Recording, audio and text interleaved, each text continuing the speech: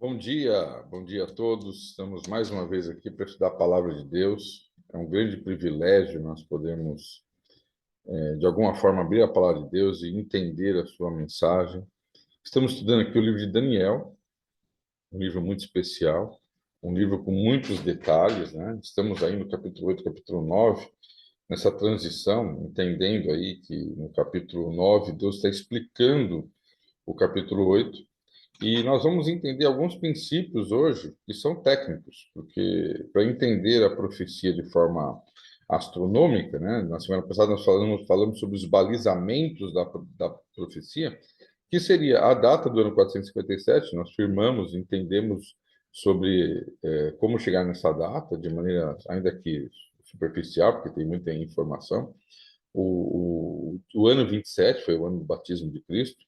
A metade da semana, né, de Daniel 9, que seria a cruz de Cristo, com precisão aí, entendemos que Jesus foi morto no dia 26 de abril do ano 31, e depois o apedrejamento de Estevão, em que ele vê Jesus em pé à direita de Deus. Isso é muito significativo na profecia, porque nós entendemos que a profecia dos 2037 meses ela tem dois grandes momentos. O primeiro momento é a última semana, que representa o batismo, a morte e o período que Deus havia determinado, cortado da profecia, para o tempo dos judeus se arrependerem e aceitarem Jesus como Salvador. Isso não aconteceu, eles rejeitaram a Cristo. Na profecia também toca sobre a destruição de Jerusalém, que seria aí no ano 70, com alguns detalhes sobre a expressão abominação assoladora, que Cristo faz referência em São Mateus 24. E agora nós estamos entrando numa outra circunstâncias, que é entender um pouquinho sobre alguns princípios da profecia, para que a gente possa entender de maneira mais significativa alguns detalhes. E nós vamos começar hoje apresentando a nossa visão, né, adventista agora, embora ela é uma visão bíblica, nós vamos entender e mostrar isso como um princípio, alguns princípios que nós temos para compreensão da profecia. E um dos primeiros princípios que nós temos é o princípio dia-ano, né? É muito importante esse princípio na Bíblia quando se fala de profecia, né? O princípio dia-ano é um princípio, inclusive o irmão Daniel, se precisar, se quiser também, né, poderá me interromper aí e talvez somar, porque ele é um profundo conhecedor desse conteúdo também, né? Muito importante. Então, irmão Daniel, nos ajude aí, é muito importante a sua contribuição. Eu venho explicando aqui que a palavra hebraica traduzida por semanas aqui, né, é Shabuá, que significa sete, né? É importante isso. A Bíblia fala que 70 semanas são determinadas para o seu povo, né? E a palavra semana em hebraico não é conhecida como expressão semana, e sim como sete, né? Por isso que nós temos clareza sobre esse assunto. Ainda nem estou falando do princípio de ano, mas estou falando no sentido da semana, uma palavra muito característica dentro do Antigo Testamento. Esse sete se refere a 7 dias ou 7 anos, conforme um calendário judaico. Vamos estudar o calendário judaico um pouco hoje ainda. O período de uma semana, portanto, na tradução literal desse texto, seria 70.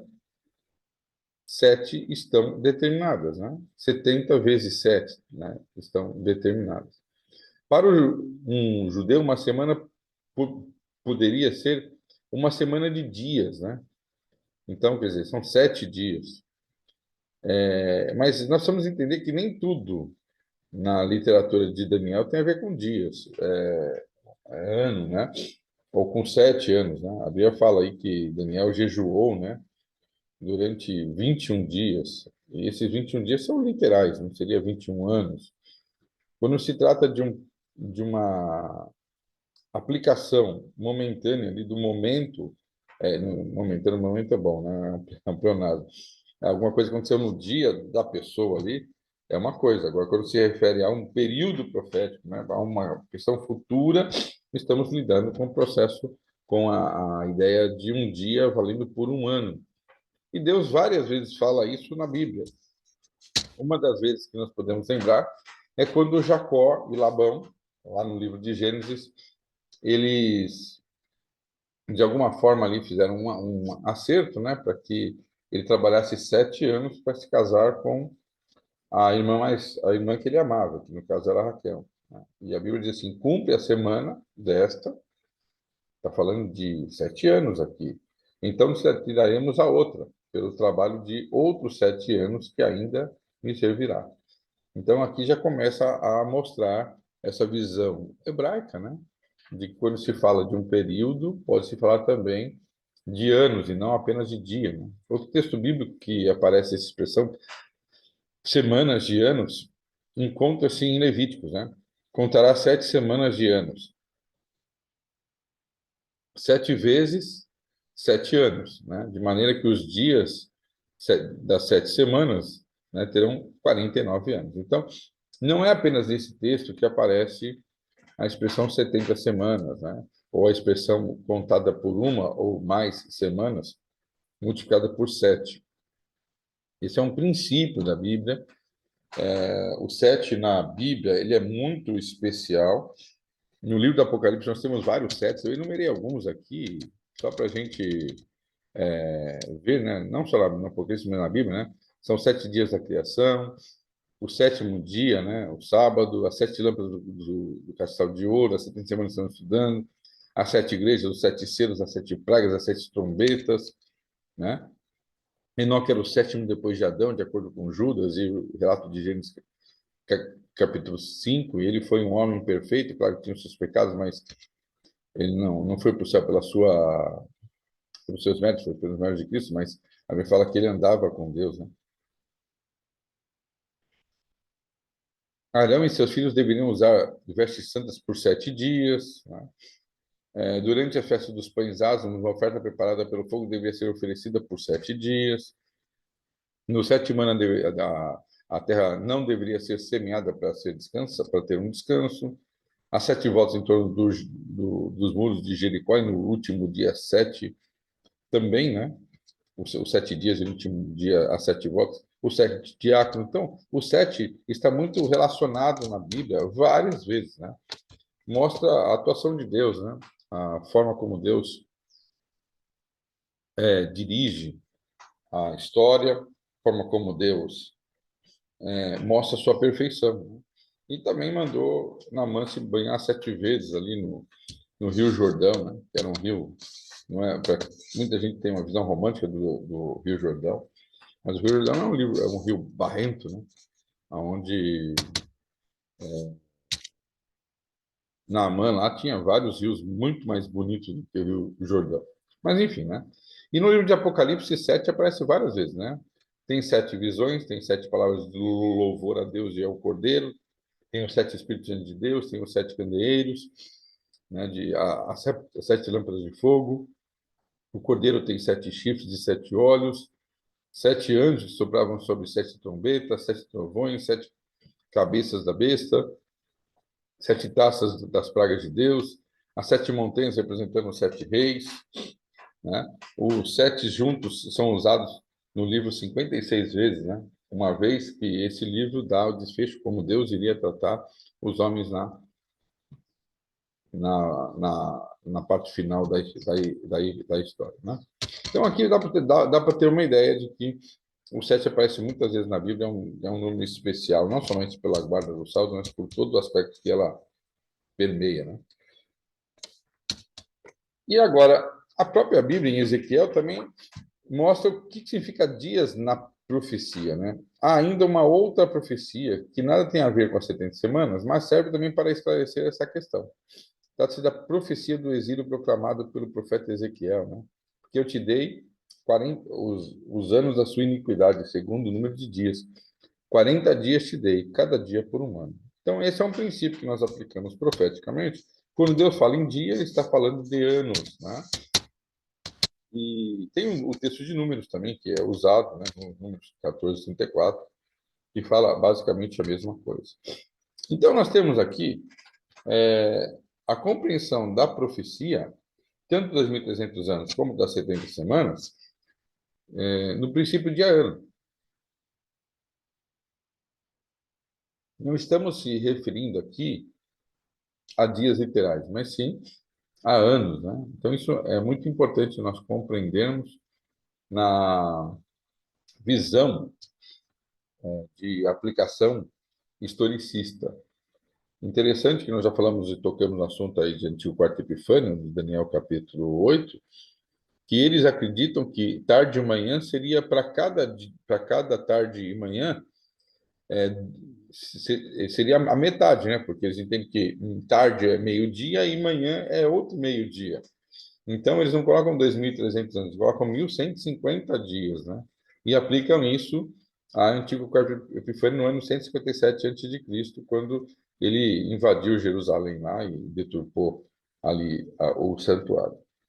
E quando nós entendemos a palavra que o santuário será purificado, em hebraico, a palavra santuário, que é uma palavra muito usada em hebraico, né? Kodesh, ela tem um símbolo claro dentro da Bíblia de santidade, santuário. É uma palavra muito usada no contexto bíblico, né, de, de santificação, de santidade, né, de separação, de sacralidade, né? O santuário aqui, a palavra é Kodesh. Mas ao contrário do que muitas pessoas pensam, a palavra purificado aqui não é a palavra Yom Kippur usada diretamente na festa da purificação. Mas a palavra aqui usada, Sadak, significa tornar justo, justiça, correção, né? Dar o feito certo, parecer justo. Toda essa palavra aqui tem a ver com justiça. E justiça tem a ver com julgamento. E nós, adventistas, cremos que o santuário ser purificado, embora fizesse menção à festa da expiação, da purificação do santuário, claro, nenhuma dúvida, aqui está a expressão tornar justo, quer dizer, eu vou tornar justo, eu vou mostrar a minha justiça, eu vou revelar a justiça santa. Se não fôssemos traduzir assim de forma mais livre, até 2037 de manhãs, eu tornarei justo a santidade, eu mostrarei a minha santidade, que é justa, que é boa, né? Então é muito importante essas compreensões aí, a nós estudarmos essa profecia, né? Mas para que eu entenda a profecia e os balizamentos, eu preciso entender também as festas do povo de Israel. E hoje vai ser uma aula, assim, para que você tenha uma visão bem clara dos balizamentos. Semana passada eu falei sobre as datas, né? E hoje eu vou falar sobre aquilo que está ao redor, né, da compreensão dessa profecia.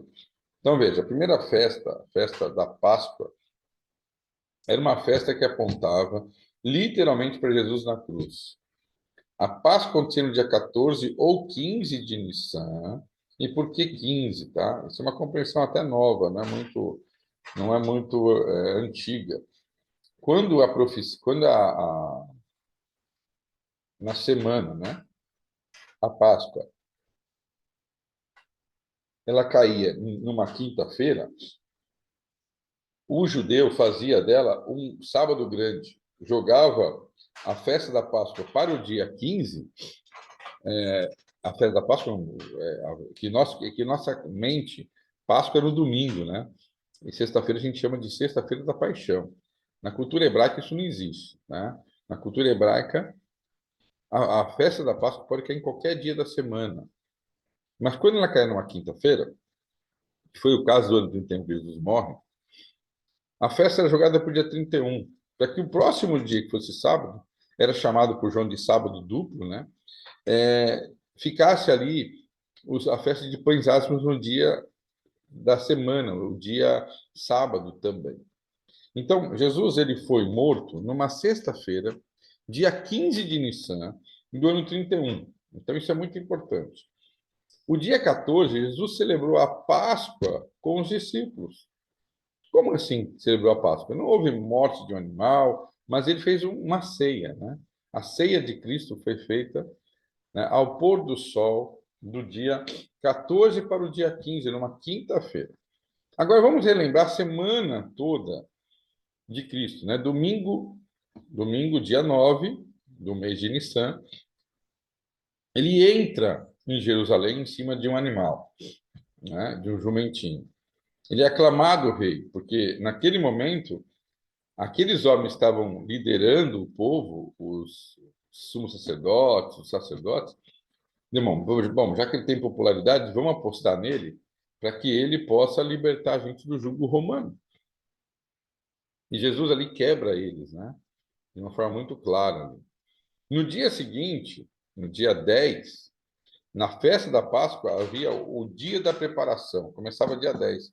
Cada família vinha e trazia o seu animal para ser sacrificado.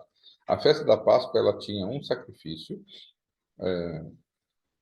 e esse sacrifício, eles levavam o melhor animal que eles tinham para apresentar diante de Deus, né?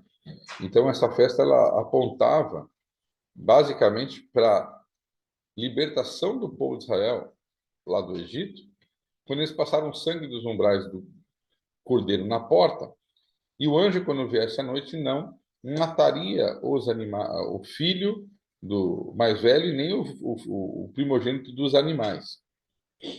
E quem fez isso naquela noite não perdeu o seu primogênito, mas quem não havia feito, perdeu, inclusive o faraó. Então, a festa da Páscoa, ela lembra a 10ª praga, que tem a ver com a passagem do sangue nos umbrais da porta. Ela lembra o cordeiro morto para que não matasse o primogênito. E ele lembra também a libertação do povo do Egito, que é símbolo de pecado dentro da Bíblia. E olhando para tudo isso, a festa da Páscoa tem um simbolismo muito especial, mas mais do que o simbolismo, ele apontava para Cristo, porque havia a festa da Páscoa, a festa dos pães ázimos e a festa das primícias. Se aponta para Jesus perfeitamente. Jesus como o Cordeiro de Deus que tira o pecado do mundo, ele como o pão que veio do céu, o pão sem fermento, aquele que não teve pecado, apenas recebeu os nossos pecados sobre ele, fica morto nas horas do sábado, tanto cerimonial quanto semanal, no dia 16, agora de Nissan, e no dia 17, no domingo, logo depois do pôr do sol do sábado, nós entendemos assim, Jesus ele ressuscita como sendo a primícia daqueles que dormem. Então nós temos 3 festas aqui: Páscoa, pães ázimos e primícias, que se cumpre exatamente nesse final de semana da morte de Cristo durante 31. Sendo que, e tem uma coisa importante aí, vocês se lembram que no dia seguinte, numa segunda-feira, no dia 10 de Nissan ou de Abib, Jesus expulsa os vendilhões do templo. Por que ele expulsa os vendilhões do templo? Porque as famílias vieram trazer os seus animais para serem sacrificados na preparação. E havia ali um comércio, uma falsidade. Eles pegavam e diziam para aquele pai, para aquela família, né? Olha, o teu animal não serve, ele tem defeitos. E aquela família tinha preparado aquele animal com muito carinho. Mas havia um comércio ali que o judeu, o sacerdote dizia, eu não aceito esse animal. E desta forma, eles fizeram um comércio. Eles se enriqueciam, né, através da fé. Isso não é novo. Isso aconteceu no povo de Israel, isso aconteceu no catolicismo, isso acontece hoje nas igrejas, né? As pessoas querem se aproveitar, infelizmente, né, da Bíblia, da fé, da boa fé das pessoas e querem extorquí-las de alguma forma. E Jesus ficou muito bravo. E a Bíblia fala que Jesus expulsou os vendilhões do templo, né? Isso fez que houvesse uma revolta muito grande, porque havia uma grande corrupção ali no meio da liderança judaica, né? O que não é diferente hoje. Existem muitas corrupções no nosso país, né? E quem quiser ali trabalhar contra essas corrupções, com certeza vai ser rechaçado, vai ser perseguido, né? Enfim. E Jesus aqui naquele momento, ele praticamente assinou sua sentença de morte, né? Porque os judeus ficaram com muita raiva dele, os líderes, né? E aí então fazem um plano para capturá-lo. E novamente o dinheiro entrou no meio, né?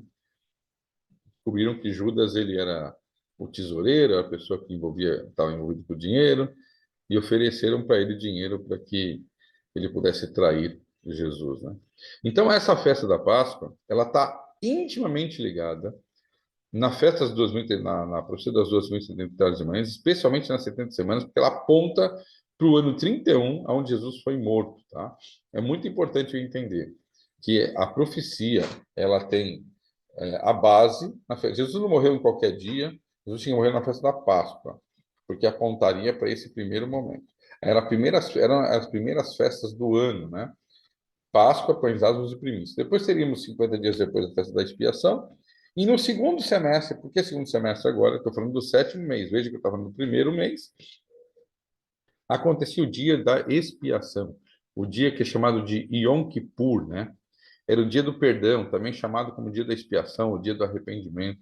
Ela era celebrada no dia 10 do sétimo mês. Então, enquanto uma era celebrada no dia 14 ou 15, né? Vai depender, como eu te falei, dependia do dia da semana, o judeu fazia um ajuste, né? No primeiro mês, a festa da expiação acontecia no dia 10 do sétimo mês. Então, gravem bem isso, vou repetir. Dia 14 ou 15 de Nissan. Jesus morreu no dia 15 de Nissan, não no dia 14. E no dia do perdão, né, dia 10 do sétimo mês, que chama-se Tisri. Eu coloquei Tisri, mas na verdade se escreve Tisrei, mas é mais importante a gente falar da forma mais conhecida que é Tisri. Então eu encontro aqui algo muito significativo. Uma festa referindo-se à Páscoa e outra referindo-se ao dia da expiação. E elas têm o seu tempo determinado, né? 14 do primeiro mês, Páscoa, e dia 10 do sétimo mês, o mês de Tisri, a festa do Yom Kippur. Muito bem. Entendendo essas duas cerimônias, nós precisamos agora entender o que elas têm de ligação entre elas, né? Então, aqui está para você o calendário, né? O calendário judaico, para você ter uma noção de como funciona. O primeiro mês é o mês de março ou abril, e eu vou explicar por quê. O segundo mês, que é o mês de Ziflair, é o mês de abril ou maio. Sivan, né? É aqui que acontece a festa dos Pentecostes, né? Maio ou junho.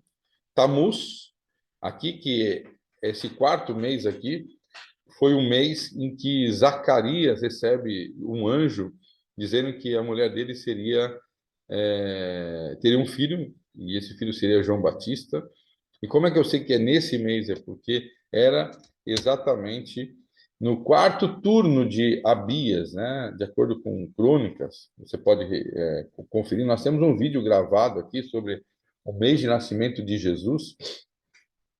Nesse oitavo turno, porque os turnos eram 2 por mês, eram 15 dias, né? Para cada turno. Então, havia 2 no mês de Abib, 2 no mês de Siflair, 2 no mês de Sivan e 2 no mês de Tamuz. Então, entre os meses de junho ou julho, né? Nós tínhamos aí no finalzinho de julho, né?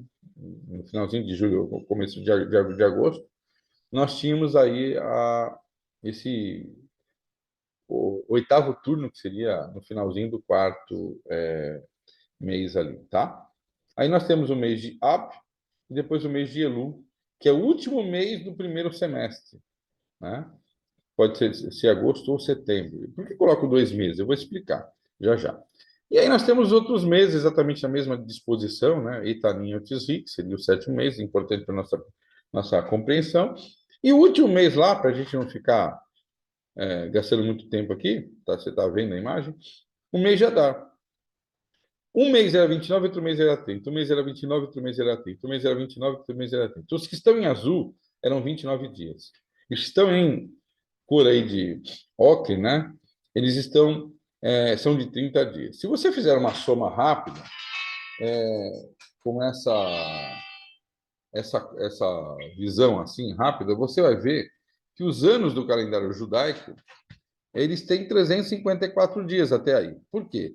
Porque 29 mais 30 vezes 6, né? Se você multiplicar, vai dar 354. Já vai pegando essa informação, porque ela é muito importante.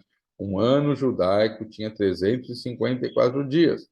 Só que, pensa comigo, 354 dias para 365 dias, nós já temos uma diferença de 11 dias. Se pensarmos no ano bissexto nosso, já seria 12 dias. Né? Então, o que acontecia? para que não se desincronizasse o calendário lunar, porque esse é o calendário lunar. Por que 29 dias e 30 dias? 29 dias e 30 dias. Porque a lunação é o período que a Lua dá a volta na Terra e ela aparece no mesmo ponto inicial, né? A gente chama de lunação. Por exemplo, a Lua cheia, quando ela se torna cheia por completo, ela demora 29 dias e meio. O número não é esse exato, eu vou chegar no número exato depois, que é 29,05953, 05359, desculpa. É o tempo perfeito ali de uma lunação, mas nós vamos estudar isso depois mais para frente. Nesse calendário judaico, como faltava 11 dias, para não se desincronizar, a cada 2 ou 3 anos era colocado um 13º mês de 29 dias. Então, alguns anos eles eram de 354 dias e outros anos de 383 dias. Desta forma, né, você tem um sincronismo entre os calendários. Eu vou mostrar isso para você, para que você possa entender, tá? Você está vendo esse gráfico? E esse gráfico eu vou fazer bem devagarzinho, né, esse gráfico, para que você possa entender, tá? Entenda o seguinte: a cada 19 anos, os calendários batem, tá? A cada 19 anos, eles começam juntos, com a diferencinha, ele está vendo aqui embaixo, ó, de 0,0868. É um número grande, mas traduzindo são 2 horas. Há uma diferença de 2 horas onde eles não batem, mas a cada 19 anos. Como que eu faria isso? Só para você entender, tá? Então, vamos iniciar que eles estão no mesmo ponto, o Sol e a Lua, né? Eles estão no mesmo lugar, fixados aí, olhando da Terra para eles, estão no mesmo ponto. No primeiro ano, a Terra dá uma volta em torno do Sol, a Terra dá uma volta em torno do Sol, tá? Nesse primeiro ponto aqui, ó, tá vendo? Ok? E nós temos aí 354 dias, né, do calendário judaico e 365 do calendário solar. Vai faltar quase 11 dias. Ó, o número aqui é preciso, mas vamos arredondar. Vai faltar quase 11 dias. Mas no ano seguinte, é colocado 383 dias. Então, os 10 que faltaram aqui, né? 383 dias, olha. Quando você vê esses números acima da linha vermelha, foram anos que tiveram 13 meses, tá? E aqui embaixo, os anos que tiveram apenas 12 meses. Então, a cada 2 ou 3 anos, se colocava mais um mês, que era chamado segundo mês de Adar, ou 13º mês, e aí ele passava da linha do ano solar. Quer dizer, no primeiro, né, aqui embaixo, faltava 11 dias, no segundo sobrava 7. No terceiro, faltava 3. Lembra que a diferença é de 10 para 11 dias aqui, ó, tá vendo? Então, 7 mais 3 vai dar, mais esse 7,7 aqui vai dar 11 aqui, tá vendo? Né? E aí, novamente, então, 1, 2, 3. No quarto ano, não tinha. Tanto no terceiro e no quarto ano, não tinha esse 13º mês. Mas aí, no quinto ano, novamente, nós tínhamos um 13º mês. Depois, mais para frente, não tínhamos o 13º mês, só tinha 12. Mas se deixasse mais um ano sem, ficaria aqui menos 16, ó, onde o pico é menos 13, ó, tá vendo? Ó? Perde-se 13 dias do calendário solar, no máximo aqui, ó, 13 e depois 12 aqui.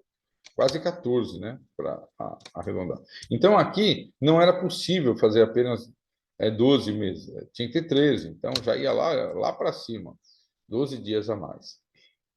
Como chegou um ponto bem alto aqui, de 12 dias a mais, né, em relação ao Sol, aqui, ó, não precisou colocar um outro mês. Ó, né? Nós já tínhamos 12 dias sobrando, faltaria 11, então faltou aqui 1,5, mais ou menos. E depois também não teria outro mês, ó, ficou devendo 9. Mas se fosse deixar aqui, ficaria menos 20, então, mas teve um 13º mês aqui, ó. Aí, como estava com 9, aqui, ó, quase que bateu, ó, tá vendo aqui, ó, quase que nós chegamos nesse ano aqui, ó, eu já perdi a minha contagem, mas são 19 anos o ciclo, né? Quase bate, ó. Ficou faltando um dia e meio, ó, no final do ano, para que batesse o Sol com a Lua, esses dois calendários. Mas como faltou tão pouquinho, se colocasse um mês, ficaria lá, né? Muito para cima. Então, veja que ficou muito para baixo aqui, né? Mas tudo bem. Aí, se coloca um 13º mês, ficou positivo. Como estava positivo, mas não era nem muito alto nem muito baixo, não precisou se colocar um outro mês aqui. Então, aqui são 354 dias. Mas aqui precisou colocar 383. Aqui não precisou, porque tinha um saldo grande lá, né? E agora precisou de novo. E terminamos o ciclo de 19 anos aqui, exatamente na mesma linha, com a diferença apenas de 2 horas, né? Então, a cada 19 anos, o calendário solar, que ele é contínuo, por isso essa linha vermelha, de 365 dias, ponto 24, 22, essa linha, ela não muda, porque o calendário solar, se ele fosse tido dessa forma, não teria mudança. Mas como nós temos um quarto do dia, 6 horas, né? A cada ano que a gente perde, porque o período da Terra dar a volta, né? Não é 365 dias exatos, é 365 dias e 6 horas. Vamos fazer assim, não número quebrado, mas números inteiros. Essas 6 horas que estão sobrando teoricamente, ela é recuperada no dia 29 de fevereiro. Agora, vamos fazer uma outra colocação aqui sobre os meses do ano. Você percebe que o primeiro mês do calendário judaico era março, né?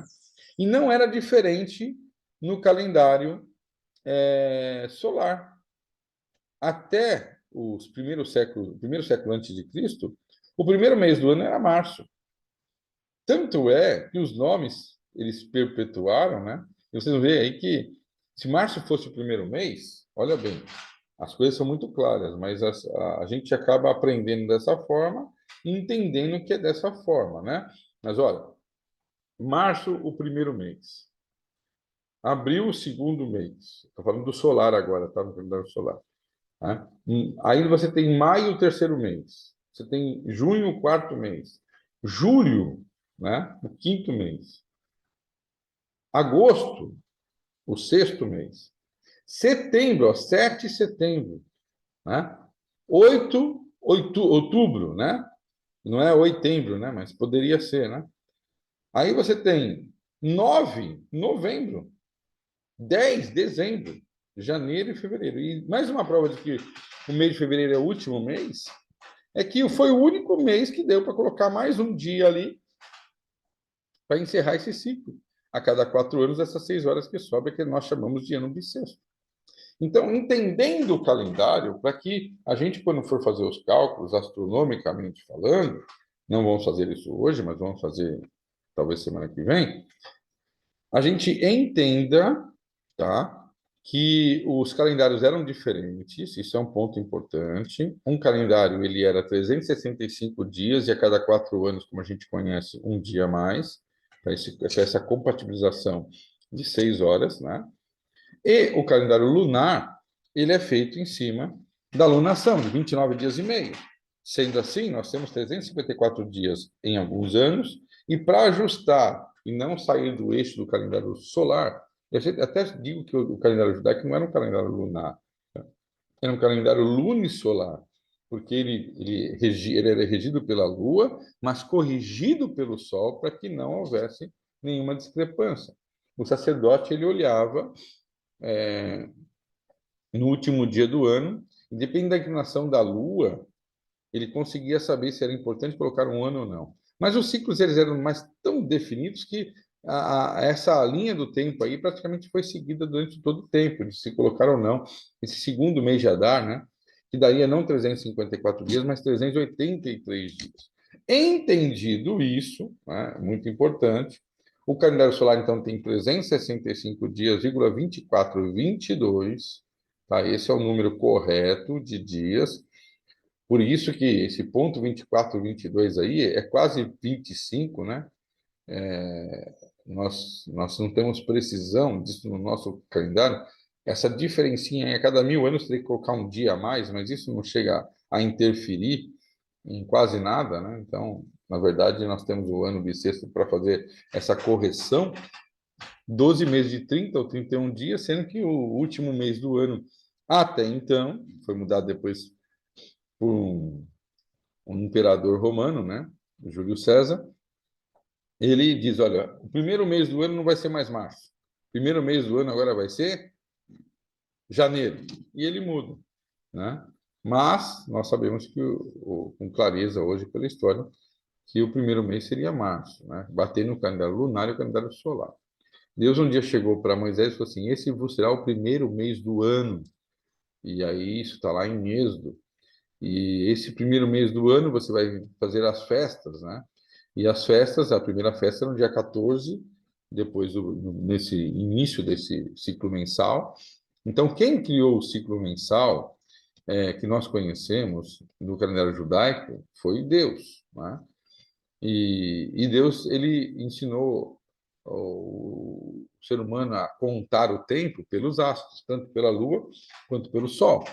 E no calendário lunar, nós temos aí o tempo de uma lunação, 29,53059, que é 12 ou 13 meses, né, de 29 ou 30 dias. Portanto, a cada 19 anos, isso é muito importante, eles se encontram alinhados perfeitamente. Em dias, a Terra deu 6.939 dias, olha só. A Terra teve 6.939 dias, e aí uma vírgula aí, né? Vírgula 6, vamos arredondar assim. São 19 anos. Se você multiplicar 19 vezes 365,2422, o que eu quero dizer com isso? O humano não tem exatamente isso? 365 dias e 6 horas, ou 365 dias, 2422. Isto aí, esse número, multiplicado por 19, vai dar 6.939,6018. No entanto, esses dias, 6.939 anos, né, bate exatamente com 235 voltas da Lua, que vão dar, arredondado, 235 voltas, mas vai dar 234,9970, quer dizer, quase 235, estou arredondando. Em 19 anos, vão ser 235 lunações, quer dizer, enquanto nós temos 9 voltas, isso aqui eu quero deixar isso bem claro, para que depois que a gente for navegar nos calendários, a gente não tenha dificuldade. O que é um ano? É a Terra dar a volta no Sol. Então demora 365 dias, 24 22. Não é um dia perfeito, é um cálculo preciso, diferente de dias. Mas nós temos aí exatamente 365,24 22. E o que é uma lunação? É a Lua dar o seu ciclo completo em torno da Terra e parar no mesmo ponto. Então, a cada 235 voltas que a Lua dá, bate com 19 voltas do Sol. Então, a Lua é bem menor do que o Sol. Então, eu preciso de 235 voltas, né? Que seria 235 meses, vamos dizer assim, para facilitar a nossa compreensão, de 29 dias e meio, nós teríamos os 19 anos solares. Desta forma, a cada 19 anos, eles se encontram alinhados, com uma diferença apenas de 2 horas. Isso é muito importante na minha compreensão da profecia das 2.300 tardes e manhãs. E eu vou explicar por que agora. Eu não sei se você tem uma calculadora, mas se não tiver, eu vou colocar aqui essa calculadora. Acho que eu fiz essa transparência para que você entendesse. Aqui, exatamente aqui. Ó. Agora eu vou chegar na parte final da aula de hoje para não sobrecarregar com tantas informações, né? Então, após 19 anos ou 235 lunações, né, que você tem, o ciclo solar e o ciclo lunar novamente se encontram em harmonia, com apenas uma diferença de 2 horas, pelo que você entendeu. Essas lunações restantes em nada afetam o cálculo, né? Agora veja bem, Quantos anos é a profecia? Vamos entender isso. Quantos anos é a profecia? A profecia é 2.300 anos. Quanto é 2.300 menos 1? 2.299. Ou seja, o que eu quero dizer com 2.299? Eu quero dizer que o Sol e a Lua começam num ciclo alinhados. E eles vão percorrer 2.300 anos. Mas um ano antes, apenas um ano antes, no ano 2.299 da profecia, eu tenho o último ano começando de que forma? Como é que está o alinhamento astronômico do Sol e da Lua? E aí vem a coisa mais linda da profecia em matéria de cálculo, né? Que não é saber as datas apenas, mas é como Deus, quando faz uma profecia, como Deus, de maneira precisa, né?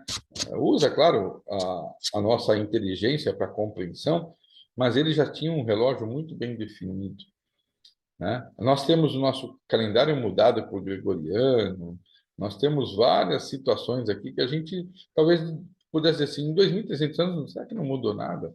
Será que não criou nenhuma discrepância? Será que não houve nenhuma mudança que talvez interferisse para que chegasse na data com precisão? E aí vem então a astronomia, que não depende do calendário humano, né? Por isso que eu estou estudando o calendário solar e lunar, para que a gente possa definir aqui, não baseado no nosso calendário, mas no calendário de Deus. O calendário de Deus não é chamado de janeiro, fevereiro, março, Abib e Nissan. O calendário de Deus é a maneira como o dia, tarde e manhã do primeiro dia, né? Então, se eu chegar um ano antes, 2.299, eu corri do ano 457 a.C., 2.299 anos. Cheguei no ano de 1843. Muito bem, do nosso calendário. Será que o Sol e a Lua estariam alinhados? Se eu dividir 2.299 por 19, por que 19? Porque 19 é o tempo em que o Sol e a Lua eles sincronizam nos seus calendários, sejam lunares ou solares. E pasmem vocês, providência divina, cálculo de Deus, isso não é por acaso, né? 2.299 dividido, pode fazer aí na sua calculadora, por 19, corresponde exatamente a 121 ciclos perfeitos. Começando no último ano, não importa se o calendário solar ou lunar, porque essa era a minha dúvida quando eu estudei essa profecia e comecei a entender como que funcionavam os calendários. Como assim? Um calendário tem 29 dias e 30, dando 354, e o outro calendário 365. Em que calendário que eu vou me basear para entender essa profecia? Não.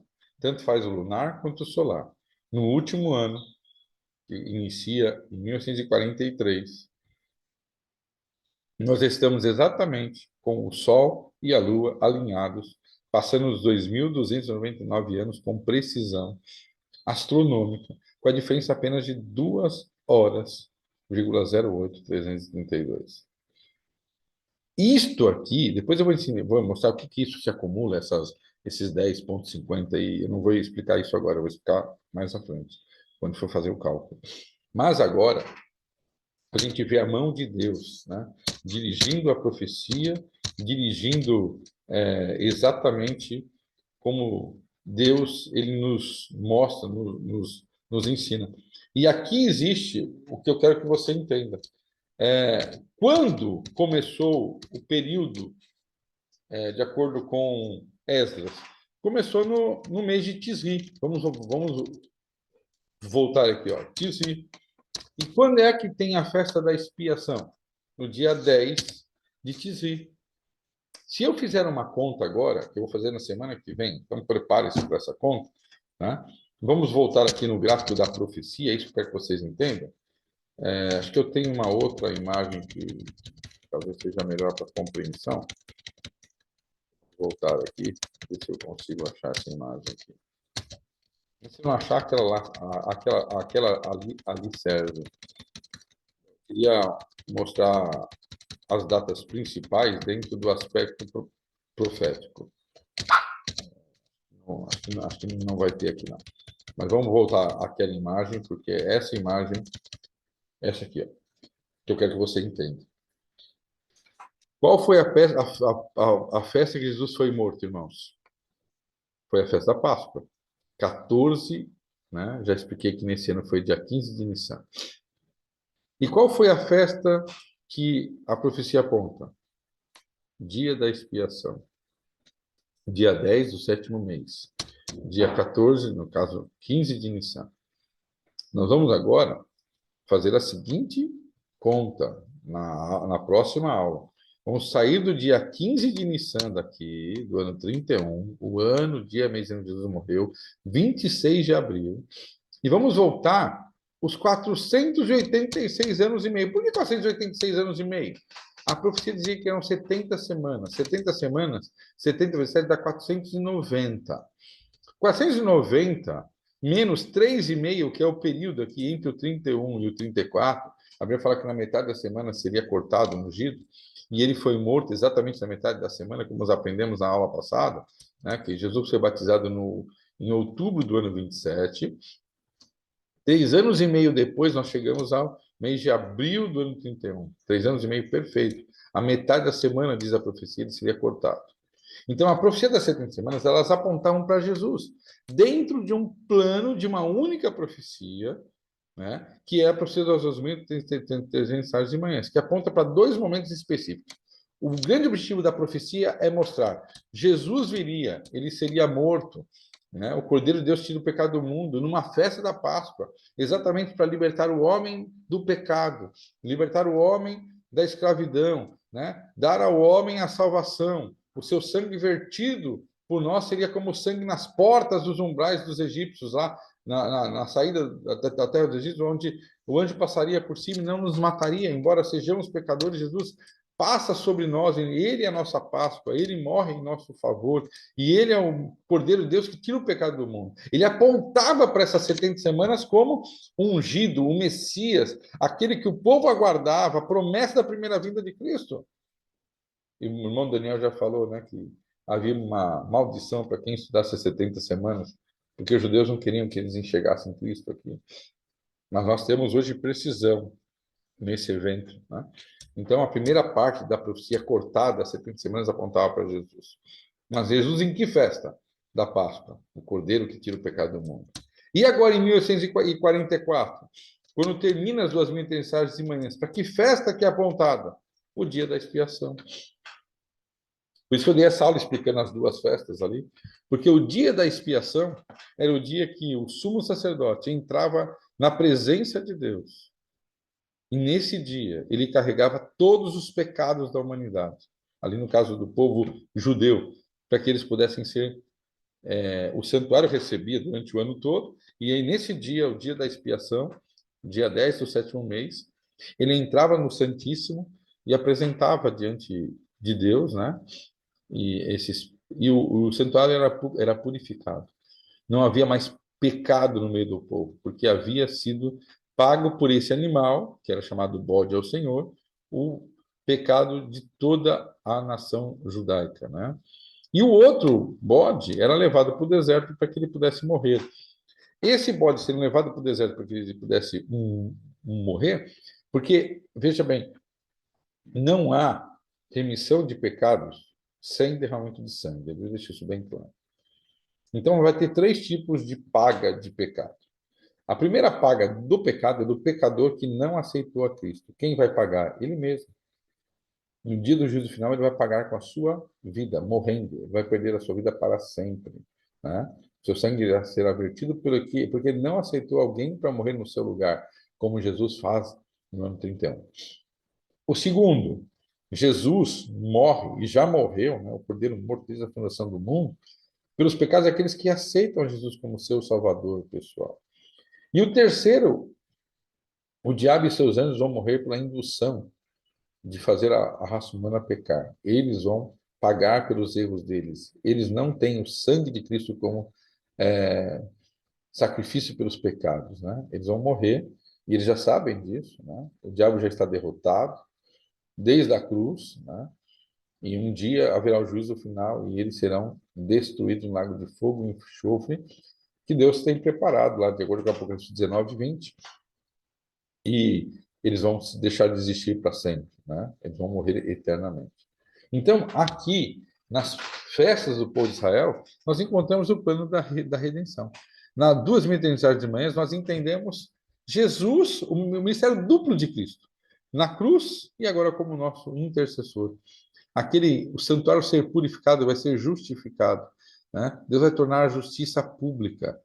A Bíblia fala no capítulo 7, verso 9 de Daniel, que assentou-se para o juízo, os livros foram abertos e havia milhares e milhares que serviam diante dele. A nossa fé não se baseia apenas na compreensão, né, linda da cruz, mas a nossa fé se baseia no ministério duplo de Cristo, que vai chegar já está desde 1944 intercedendo, mostrando para o universo, né, o ministério salvífico de Cristo, quando as pessoas que já morreram, né, vão ser julgadas se tiverem escrito seu nome no livro da vida. Já tivemos um, um outro vídeo aqui no canal sobre o julgamento de Deus. Vão ser apresentados diante de Deus. Deveriam ser condenados pelos seus pecados, mas Jesus levanta suas mãos e diz para Deus: eu morri no lugar dele. E essa é a forma que Deus encontrou de preservar, de mostrar, de revelar a sua justiça, porque um dia tinha sido jogada por terra por Satanás, né? Satanás tentou jogar dúvidas sobre o caráter de Deus. E ao Deus fazer o julgamento diante de todo o universo, ele está dizendo assim: olha, olhem para a minha justiça, olhem para aquilo que eu fiz para salvar a raça humana, olhem para o meu amor e vejam se Satanás tinha razão.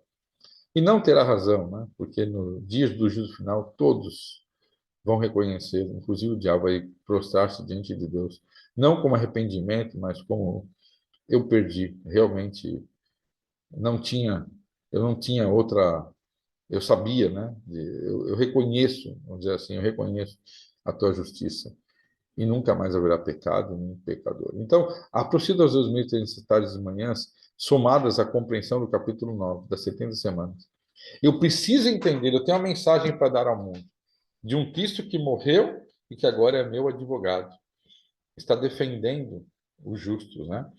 E ele é o grande juiz depois, no final desse julgamento, depois dos 1.000 anos que a Bíblia relata lá em Apocalipse capítulo 20. Eu espero que essa beleza dessa profecia, né, ainda que com muitos estudos profundos, né, digamos assim, de astronomia, de cálculo, de tempo, te leve a essa compreensão. Toda a profecia aponta para Cristo. E a profecia apontada para Cristo é exatamente o nosso objetivo que vamos estudar durante o capítulo 8 e 9 de Daniel, que estamos dando uma esticadinha aqui, né, ampliada, porque é muita informação e, ao mesmo tempo, uma grande bênção. Nós entendemos o ministério de Cristo. Que Deus te abençoe. Possamos olhar para Jesus na cruz todos os dias, lembrar que sem Ele não somos salvos, e que através do sacrifício dele, Ele está hoje diante de Deus, intercedendo por nós. Aqueles que já morreram, nenhum de nós estamos sendo julgados agora. E se nós tivermos nosso nome escrito no livro da vida, ainda que nossos pecados sejam vermelhos como escarlates, tornarão brancos como a neve. E nós seremos santificados, justificados por um Deus que nos amou tanto, ao ponto de vir do céu para morrer por nós, e hoje trabalha para a nossa salvação, através do Espírito Santo aqui na terra e através de Jesus como nosso advogado. Não há motivos para temer, porque o grande Deus, aquele que nos amou, está fazendo tudo para a nossa salvação. Que Deus abençoe você. Eu vou fazer uma Amém. depois, Amém. vocês podem fazer Amém, perguntas, irmão. tá? Amém, Irmão, amém. bom, Edson, Oi? pastor, Pois não. achei fantástico a sua. Eu não tinha prestado atenção nisso, a respeito do calendário. Deus, na sua infinita sabedoria, colocou esses dados num tipo de calendário que o homem não poderia alterar com consciência, com suas ideias. Não é o calendário juliano, não é o calendário gregoriano, é o calendário que ele colocou lá no Gênesis, né? No Exatamente. sol e na lua. Isso é maravilhoso, irmão. Obrigado, obrigado mesmo. Vai me ajudar muito em algumas coisas aqui. Deus seja louvado. Essa mensagem está naquele livro, né? Astronomia Glória do Adventismo. Que um dia eu hei de ter. Eu estou lutando para comprar esse livro, mas não tem. mas que Deus nos abençoe. Na verdade, essa foi a compreensão que os nossos irmãos milenitas tiveram naquela época, né? Samuel Snow. E infelizmente a gente perdeu isso com o tempo, mas estamos aí recuperando para a honra e glória de Deus. Sim, esse livro, Astronomia e a Glória do Adventismo, ele está esgotado, mas tem uma lista de espera. Estou nessa lista. Eu e a minha esposa, para corroborar, assim, sabe? Eu acho que eu vou entrar também. Viu? Obrigado, obrigado, pastor Edson. É muito prazer falar contigo nesse sentido de que nós sempre aprendemos Agora, juntos, de um com o outro.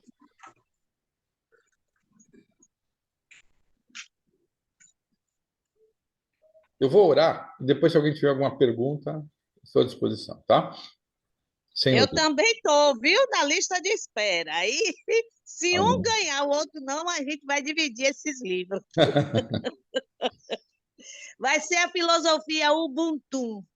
Todos teremos acesso, com fé em Deus. É isso aí. Mas se um pegar primeiro, vai mandando para o outro. Mas é bem, bem assim, com muitas páginas, né? Uma vez eu vi ele mostrando, mas que Deus nos dê acesso a esse conhecimento, para que a gente mostre que Deus maravilhoso, que Deus é esse que controla todo o céu, até o tudo, tudo, tudo, tudo está sob a soberania dele. Nada o homem pode impedir de fazer ele mostrar o amor e que ele está presente na vida de cada um. Verdade. Maravilha. Rodolfo, espero tê-lo conosco sempre. Foi um prazer, uma alegria. Espero que esse estudo de hoje tenha lhe trazido muita esperança. Liga o microfone, irmão, senão a gente não consegue te ouvir. Eu só quero dizer que esse conhecimento eu aprendi com o Juarez numa aula que ele foi no colégio quando ainda estava estudando, né? Um dos autores do livro. E ele tinha um site chamado Concerto Eterno, que tinha todas as explicações ali prévias dele, né? E eu copiei aquilo ali e com o tempo fui estudando. E o nosso amigo Tiago, que também é um ele é um dos editores, né? A editora que ele cuida, e o pastor Wenderson. Então, eu fui tentar buscar as informações para poder repassar para a igreja e a gente, cada vez que a gente estuda, a gente aprende mais. Isso é muito importante.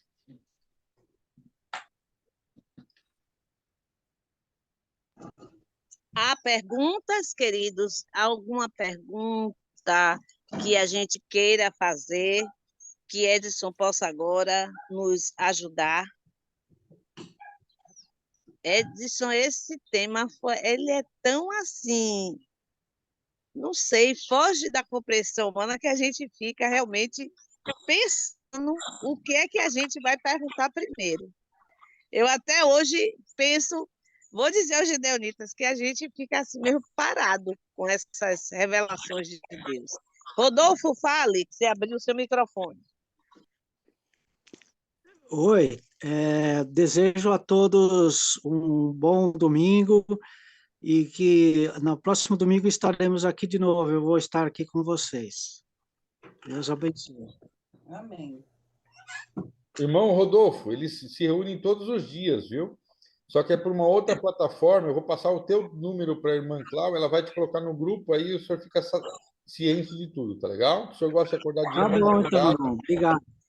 vai ser muito Tá bom. bom, obrigado. Ah, Rodolfo, você vai amar. É 6:30 da manhã, irmão Daniel de Paula sempre está também estudando com a gente. Você vai amar estudar com ele. E tem dias que são gideonitas diferentes também estudando. Agora a gente está estudando Lar Adventista. Você vai amar.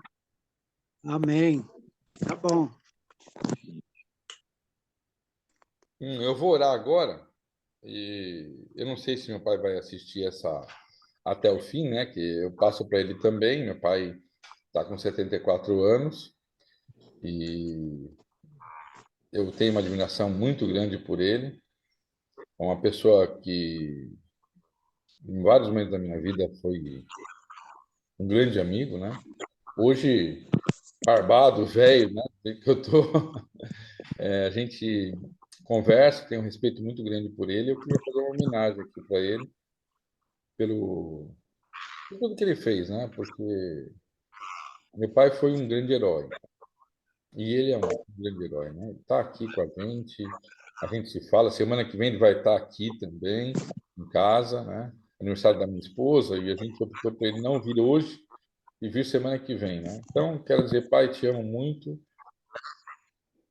é muito especial, e que o senhor possa estar com a gente muitos anos. E a gente está feliz porque meu pai se batizou, né?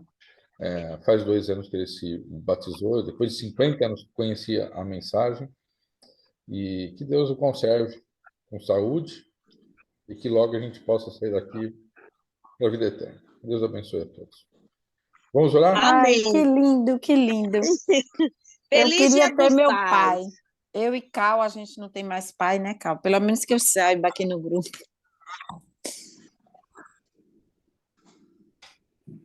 Mas hoje a gente é pai, né? Então, a gente É. é um ciclo que se renova, né? Eu também não. Pronto, então tem muita gente aí. Que lindo. Vamos orar. Mas olhe, para o nosso conforto e nosso consolo, a gente tem um pai que não morre, que é Deus. Então, a gente tem sentido a proteção desse pai, hein?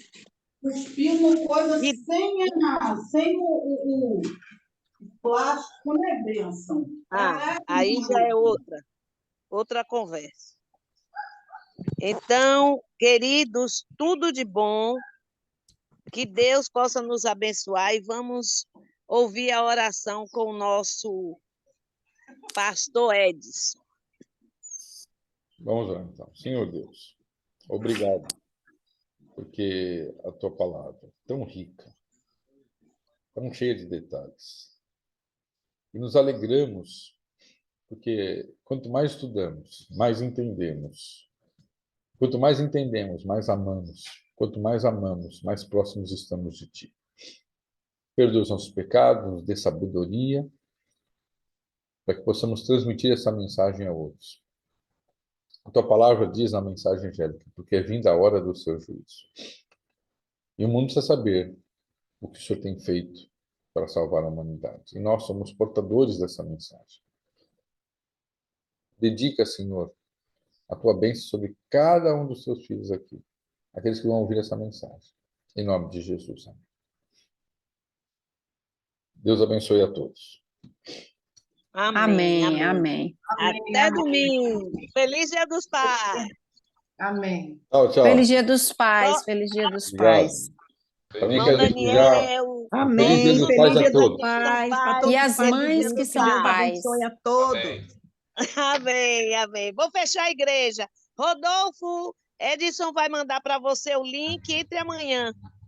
Vamos estar te aguardando. Amamos tê-lo aqui, viu? Fica com Deus. Tchau, A tchau. Deus Fechar a abençoe, igreja. Rodolfo.